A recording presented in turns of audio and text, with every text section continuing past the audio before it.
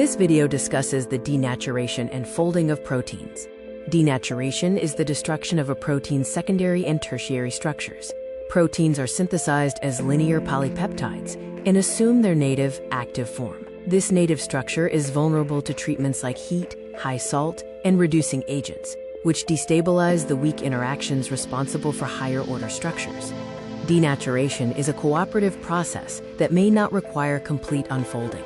Some proteins, like those from hot spring bacteria, are heat-resistant. Heat destabilizes hydrogen bonding, while detergents and urea destabilize hydrophobic interactions. Extreme pH causes ionization of side chains, leading to structural collapse. This scene illustrates the denaturation of proteins using heat and guanidine hydrochloride. Christian Anfinsen demonstrated in 1950 that the amino acid sequence determines the tertiary structure.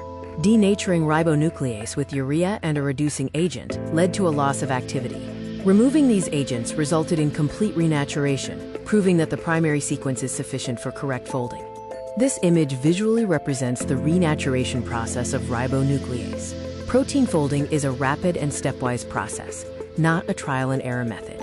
As the polypeptide chain folds, its randomness or entropy decreases, moving towards the correct native conformation. This visual shows a computer-simulated pathway for the folding of the villain protein, a 36 amino acid long polypeptide. This scene presents a visual element, likely a diagram, related to protein folding. This is another visual representation related to the process of protein folding. Many proteins do not fold spontaneously.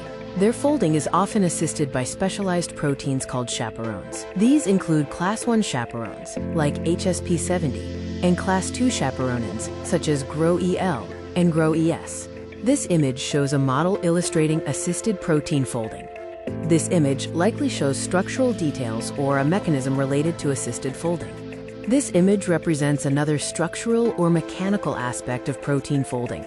Defects in protein folding cause diseases like cystic fibrosis. Misfolding of prion proteins causes infectious diseases such as Kuru, Creutzfeldt-Jakob, and mad cow disease. Misfolded prions can induce normal prions to fold into the dangerous form.